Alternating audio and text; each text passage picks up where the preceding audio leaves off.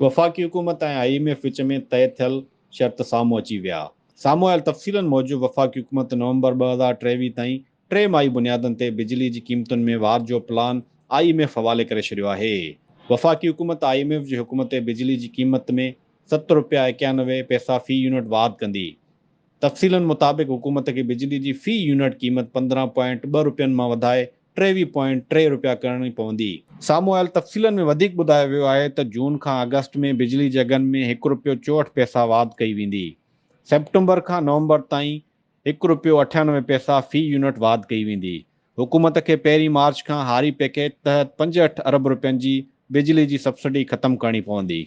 IMF बिजली जी technical ख़सारनि में 16.2 अरब रुपयनि जी घटिताई जो पिणु शर्त रखियो आहे। बिजली जी डिस्ट्रीब्यूशन कंपनियुनि जी वसूली में बहितरी ते पिणु इतफ़ाक़ कयो वियो आहे। IMF डिस्ट्रीब्यूशन कंपनियुनि जी वसूली में बहितरी ते इतफ़ाक़ ऐं कुझु शर्त साम्हूं रखिया आहिनि, जंहिं तहत रिकवरी जो हदफ़ 90.4% मुक़ररु कयो वियो आहे। मार्च खां नवंबर जी फ्यूल चार्जिस एडजस्टमेंट में सार्फ़िन खां वधीक 35 अरब रुपया वसूल कया वेंदा। मार्च खां नवंबर जी फ्यूल एडजस्टमेंट चार्जिस जी मद में 14 अरब रुपया सेल्स टैक्स पिणु वसूल कई वेंदी।